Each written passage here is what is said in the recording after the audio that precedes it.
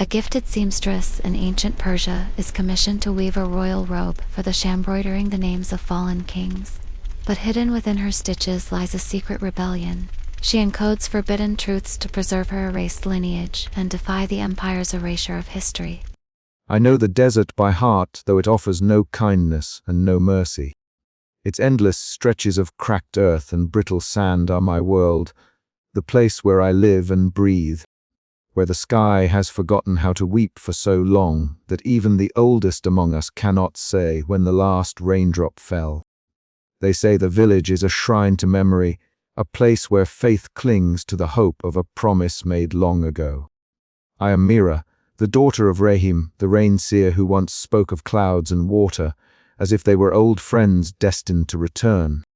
Each morning, before the sun rises fully to scorch the land, I slip from our small hut, careful not to wake my mother Lena, whose gentle breathing is a tether to the life we still hold. I carry with me a slender glass jar, its surface scratched and dulled by years of handling. This jar is empty of water but full of meaning. I kneel at the edge of our village, where the sand is soft and fine, and I gently gather the dust of our homeland, the grains slipping like memories through my fingers into the jar's mouth. It is a quiet act, nearly invisible to the world, but to me it is a prayer. My father taught me this ritual. He told me once, with eyes like wells of quiet conviction, that the jars would one day brim with rain, that the desert would bloom again, and that we must hold faith as tightly as we hold life. The dust carries the promise, Mira, he said softly, placing his weathered hand over mine. One day, the sky will remember. The village watches with varying eyes. Some see me as a child clinging to foolish dreams. Others, those like Lena, understand the fragile hope I nurture. The drought has worn down many spirits, and the sun's merciless glare beats down on bones and souls alike. The well runs dry, and the whispers of despair grow louder each day. Yet I carry my jars, each one a silent rebellion against the crushing silence of the sky. Today, as I collect dust beneath a pale blue sky, I notice the cracked earth beneath my knees, fissures like scars across the land. The wind stirs a faint tremor in the air, and for a moment, I imagine the soft patter of rain, the scent of wet soil, the coolness that once was. But the vision slips away like a dream upon waking, leaving only the dust and the jar in my hands. Returning home, I place the jar beside the others, a growing collection that transforms our humble hut into a gallery of hope. Each jar is a testament, a seed planted in glass. Lina watches me with a look that is both tender and wary. You hold on to a promise, she says quietly, and sometimes promises are the only things that keep us alive. Her words settle in my chest like a warm ember. I know the road ahead is long and uncertain. The village's faith is fragile, and the drought's grip tightens. But as night falls, and the stars scatter cold light over the desert, I whisper my own prayer to the empty sky. For the jars, for my father's promise, for a future where the earth drinks deeply once more. And in that stillness, a flicker of hope endures. The sun had not yet risen when I slipped quietly from our hut, the coolness of the early morning a rare blessing in the relentless heat that would come. The village was still wrapped in slumber. Only the occasional crow's cry pierced the silence. I carried my jar carefully, knowing its weight was not just of glass and dust, but of dreams and memories. At the edge of the village, the vast desert stretched out, a sea of sand and cracked earth shimmering faintly under the first light. I knelt, the rough ground pressing against my palms, and began to gather the fine dust with reverence. The grains slipped through my fingers, falling like tiny whispers into the jar. Each jar was a promise, a silent prayer that the rain would remember us again.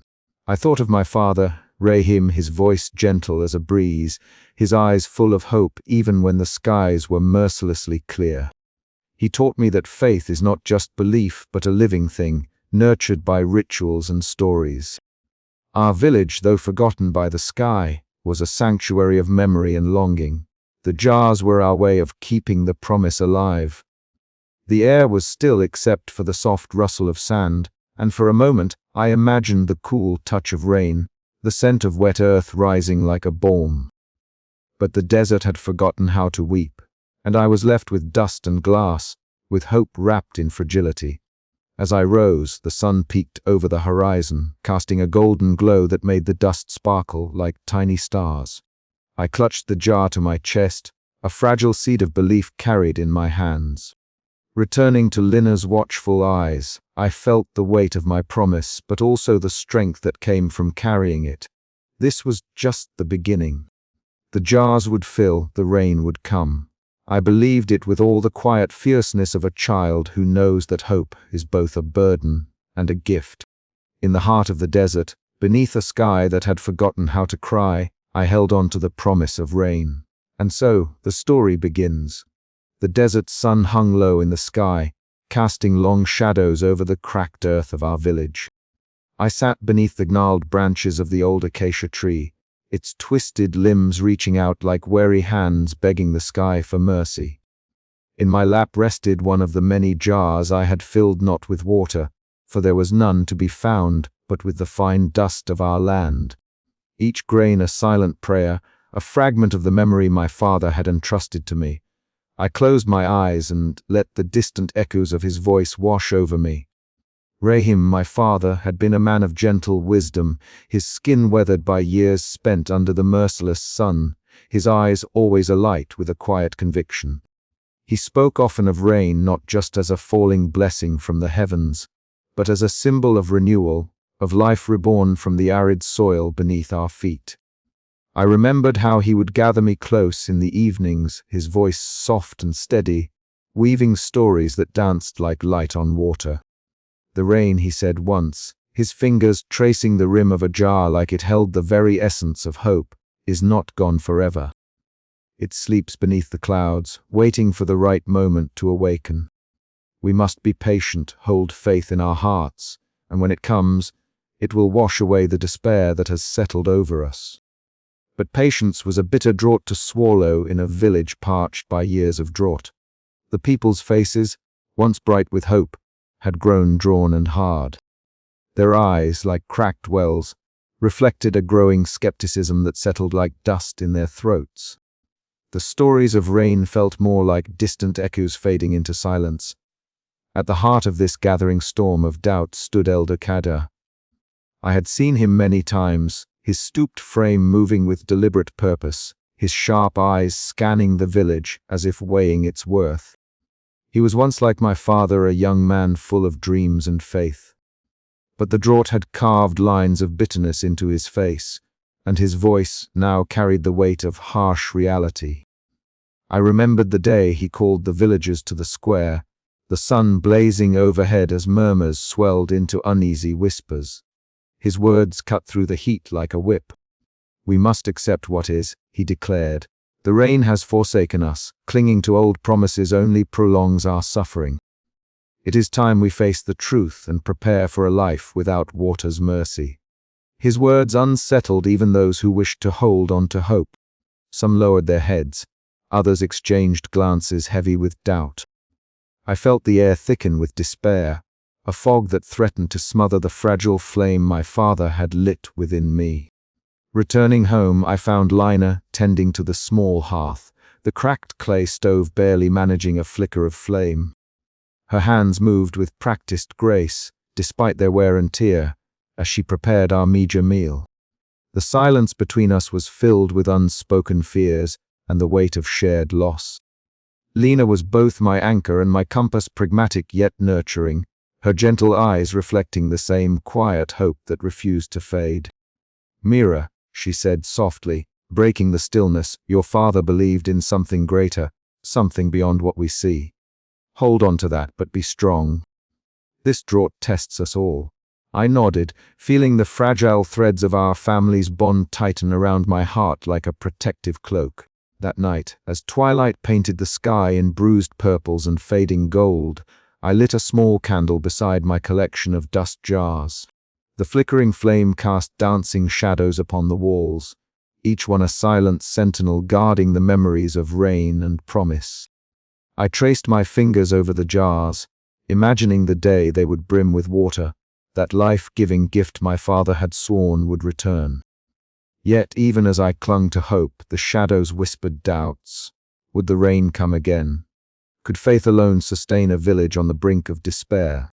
These questions hovered like ghosts in the cool night air, unanswered but persistent.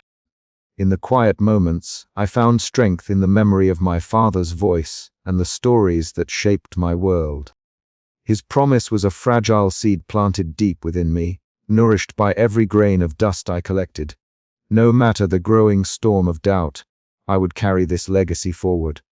For in the heart of the desert, where the sky had long forgotten to weep, hope was a stubborn thing, unyielding, flickering, and alive.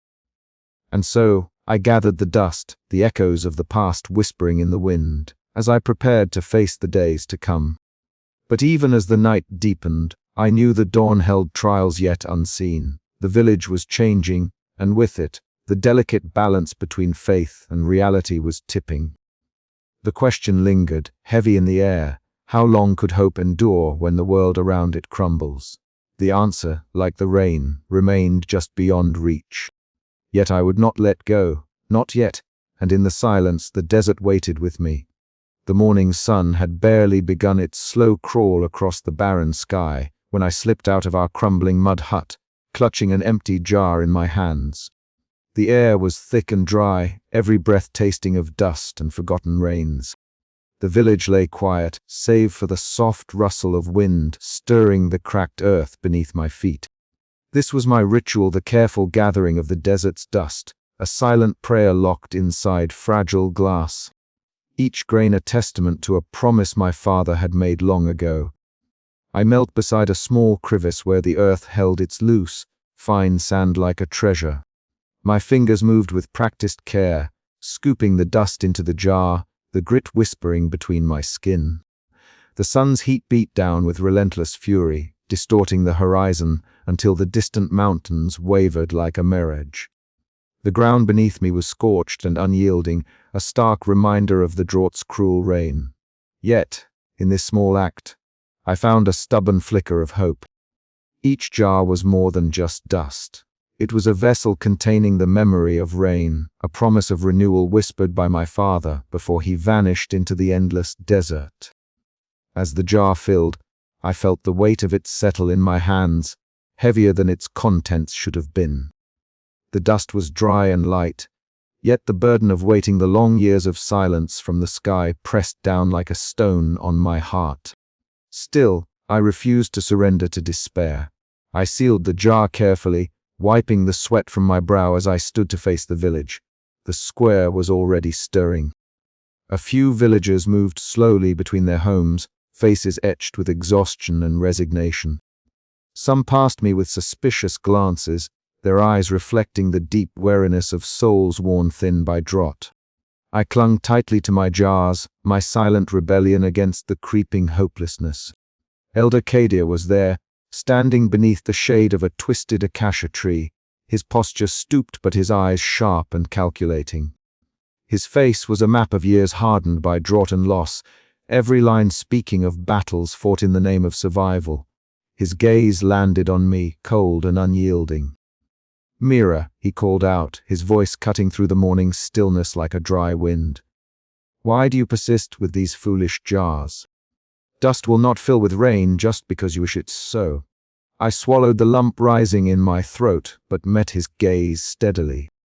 "They are not just dust," I said softly. "They are hope." A murmur rose among the gathered villagers. Some nodded quietly, sharing my belief in the unseen promise. Others looked away, their faces shadowed by doubt. Elder Cada's frown deepened. "Hope is a luxury we cannot afford," he said firmly. "We must face the truth. The rains have abandoned us, and clinging to empty promises will only hasten our ruin." His words hung heavy in the air, a stark contrast to the fragile faith I carried in my heart. I wanted to shout back, to tell him that faith could move mountains, that the jars held more than dust, they held the spirit of our people. But the weight of his pragmatism was daunting. Later, in the dim sanctuary of our hut, Lena found me seated among my collection of jars. Her soft features were touched with lines of worry, and her weathered hands trembled slightly as she reached out to brush a strand of hair from my face. "Mira," she said gently, "I see the fire in your eyes, but the world outside grows colder. We must be strong not just in hope, but in reality." I looked up at her, the warmth in her gaze a balm against the chill of the village's doubt. "I know," I whispered. "But without hope, what are we?" She sighed, pulling me into a tentative embrace. "You carry a heavy burden, child. Your father's promise is a precious thing, but you must also carry the weight of our survival." Her words echoed in my mind long after she left, mingling with the dust that danced in the shafts of fading light. The jars surrounded me, silent witnesses to my stubborn faith. Each one held not just the earth's dust, but my defiance against the creeping despair that threatened to swallow us whole. As the day wore on, I moved through the village, the cracked earth crunching beneath my feet. I noticed the wary glances, the whispered doubts, the quiet fractures forming between neighbors. Elder Kada's words had struck deep, awakening fears that faith alone could not quell. Yet, I clung to the ritual. Each evening, I added another jar to the collection, each one a silent prayer that the sky might yet remember how to weep. The task was small, but it was mine, a fragile act of rebellion against the draught's merciless grip. Night fell like a shroud, and I sat by the flickering light of a dying fire, the jars glinting faintly in the shadows. The village lay hushed, caught between the weight of dust and the promise of rain. My heart ached with the knowledge that the path ahead was uncertain, fraught with the dangers of lost hope and divided hearts. But still, I believed.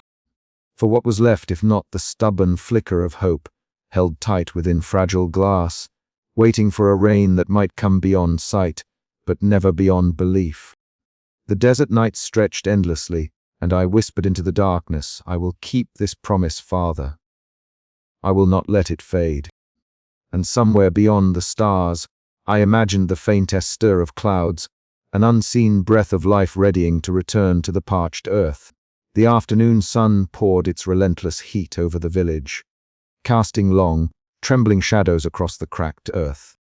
I stood near the edge where the village met the barren desert, watching as Jamal's lean figure weaved through the dusty streets like a restless wind. His movements were quick, sharp, an energy that seemed almost foreign in this place where time had slowed to a wary crawl beneath the weight of drought. Jamal was the opposite of me in many ways.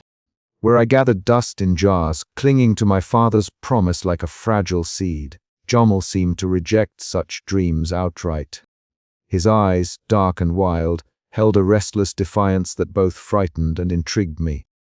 He was a stark reminder of the fractures within our village, the growing divide between those who still dared to hope and those who had surrendered to despair. We met where the cracked walls of an abandoned hut stood in silent witness to the years of drought. The wind tugged at my shawl, carrying grains of sand that settled on my skin like the memories of forgotten rain.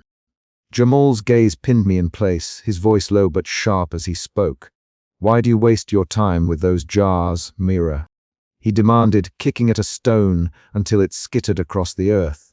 "Dust won't bring rain. Your father's promises won't fill these empty wells." I swallowed hard, the words stinging like the dry air that scraped my throat. "It's not just dust," I whispered, holding up one of the jars. "It's hope. A reminder that rain once fell and that it can again." He shook his head, frustration clouding his eyes. "Hope won't feed us or quench our thirst. It's a luxury we can't afford. And what choice do we have?"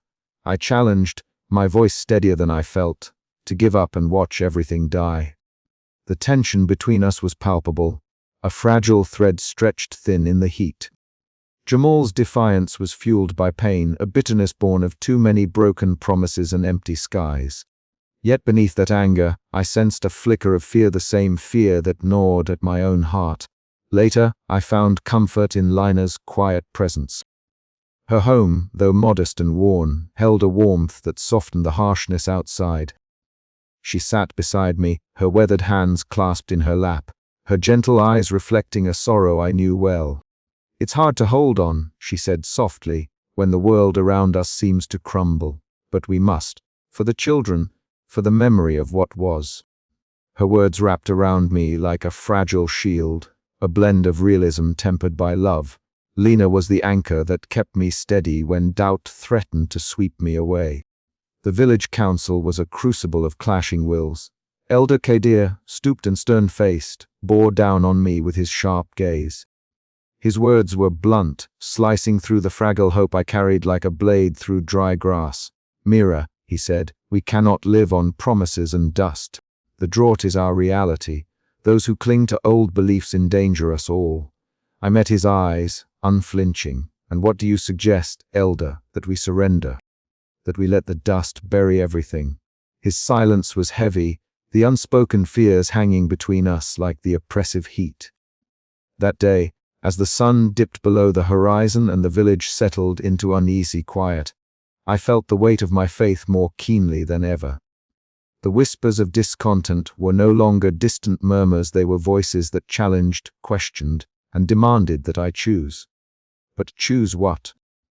To surrender to despair, or to nurture the fragile flame of hope that flickered stubbornly within me?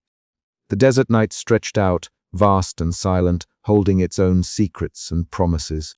And I, Mira, stood at the crossroads of belief and reality, knowing that the path ahead would test every grain of faith I possessed. I clutched my jars close, each one a testament to a promise that refused to die, even as the voices around me whispered otherwise. The wind stirred again, carrying with it the faintest hint of change, or perhaps just another whisper in the endless desert. The sun was dipping low, casting long shadows over the cracked earth as I made my way toward old Seer Yara's hut. The village was quiet, the usual buzz of midday activity subdued under the weight of the relentless drought. I clutched a dust jar tightly in my hands, the fragile glass cool against my skin, heavy with the weight of the fine sand inside. Each grain was a silent prayer, a whisper of hope that the skies might one day open again. Yara's hut stood at the edge of the village, a small, weather-beaten structure that seemed almost swallowed by the desert itself. As I pushed open the rough wooden door, a wave of earthy scents washed over me, dried herbs, smoke, and the faint, lingering scent of rain from long ago. The interior was dim, lit only by the fading light filtering through small windows and the soft glow of a smoldering fire in the hearth. Yara sat cross-legged on a woven mat, her silver hair a halo around her deeply lined face. Her eyes, dark and unreadable, flicked up to meet mine with a mixture of curiosity and recognition. "You come with the jars," she said softly, her voice like the rustle of dry leaves. I nodded, placing the jar carefully on the low wooden table between us. "These are not just dust," I said, my voice barely above a whisper. "They are promises." She smiled faintly, a crease deepening near her mouth. "Promises, yes. But also stories." For hours, Yara spoke of rain spirits and ancient cycles, of the desert's whispered secrets that had been passed down through generations. She told me of a time when the sky was a living canvas, painted with the dance of clouds and the song of thunder. The jars I carried were not merely vessels of dust. They were vessels of memory, of faith that transcended the barren present. Her words wove a tapestry of myth and reality, blurring the lines until I could no longer tell where one ended and the other began. The dust in my jars was no longer just earth, it was the very essence of the stories that kept our village alive. But as I turned one jar in my hands, I noticed a thin crack running along its side. My breath caught. Yara's eyes followed mine, her expression grave yet tender. "Fragile," she murmured, "just like hope. But even the smallest crack lets light in." The thought settled deep within me. Hope was not a grand, unbreakable force, it was delicate, easily shattered, yet persistent. It flickered in the smallest things, a cracked jar, a whispered legend, a child's unwavering faith. When I stepped back into the village, the sun was a molten orb sinking beneath the dunes. The jars glinted faintly in the twilight, each one a testament to endurance. I felt the weight of their legacy, my father's promise echoing in every grain of dust. The journey ahead would be difficult. The cracks in the jars were warnings, reminders that faith must be nurtured, guarded against despair. But as I looked out over the barren horizon, I knew I would carry this legacy with me, no matter how fragile it seemed. For in the heart of the desert, where rain had long been forgotten, I found a seed of hope waiting to bloom. The night deepened, and with it, a quiet determination settled in my chest. I was no longer just a girl collecting dust. I was the keeper of stories, the bearer of promise, and the guardian of a hope that refused to be extinguished. And as the stars blinked awake in the vast sky above, I whispered a prayer not for rain, but for the strength to endure until it came. The jars would hold the dust, the stories and the memories, and I would hold the faith, fragile yet unyielding, until the skies remembered how to weep once more. The desert sun cast a harsh, unrelenting light over the cracked earth as I sat outside our small home, the heat pressing down like an invisible weight. In my hands, I held one of the dust jars, a delicate vessel, filled not with the water that our village so desperately needed, but with the dust of our homeland. I traced the rim gently, as if my fingers might coax a miracle from the brittle clay and the fine grains within. "Father," I whispered, my voice barely more than a breath, "where have you gone?" The silence answered me, vast and empty as the sky above. It had been months since Father vanished into the desert, leaving behind only his promise that the rain would return. The memory of his voice, soft yet steady, echoed in my mind. He had been our beacon, fragile, yes, but luminous. Now, that light flickered in the emptiness left behind. Inside our home, the scent of dust mingled with the faint aroma of dried herbs. Lina moved quietly in the kitchen, her hands steady even as the trimmer in her fingers betrayed the weight she bore. She stirred a pot of thin stew, the simmering liquid the closest thing to nourishment we could muster. I watched her from the doorway, noticing the softness in her eyes despite the wariness etched into her face. "Mira," she said gently, turning to face me, "your father was a man of great faith. He believed the rain would come because he believed in us, in the strength of this village, in the promise of the earth." I nodded, clutching the jar tighter. "But why did he leave? Why did he go into the desert alone?" Lina's gaze faltered, a shadow crossing her features. "Sometimes, when the world grows too heavy, people must walk into the silence to find their own answers. Your father's path is not ours to follow, but his hope remains in you, in all of us." Her words wrapped around me like a fragile shield. I wanted to believe them, to hold on to that flicker of hope despite the growing emptiness. But outside, the village stirred with unrest. Voices murmured in the square, some filled with sorrow, others edged with bitterness. I caught sight of Elder Kadir standing apart, his stooped figure casting a long shadow. His sharp eyes scanned the crowd, and when they met mine across the distance, I saw no warmth, only the cold certainty of his doubt. The villagers were divided. Some clung to the memories of Father's promises, others accepted the relentless drought as fate. The weight of their gaze pressed down on me, a silent reminder that I was now the keeper of a legacy that many wished to forget. Night crept upon the village with a dusty wind that stirred the edges of the tents and whispered through the brittle branches of the dying trees. I climbed to the roof of our home, the rough tiles warm beneath my feet. The sky stretched wide and unyielding, barren of clouds of rain. I raised my eyes, searching the empty heavens, feeling the fragile seeds of hope grow stubbornly within my chest. "I will not let his promise die," I vowed to the silent stars. "I will gather the dust until the rain returns." The desert held its breath, and in that stillness, I felt the first stirrings of strength, not the strength of youth untested, but the quiet, enduring power of faith born from loss. The road ahead was uncertain and steeped in shadows, but I would walk it, carrying the jars, the memories, and the hope that one day, the sky would weep again. As dawn approached, the village remained wrapped in uneasy quiet, the weight of absence palpable. Yet within me, a fragile flame flickered, a promise that even in the deepest drought, hope could take root and grow.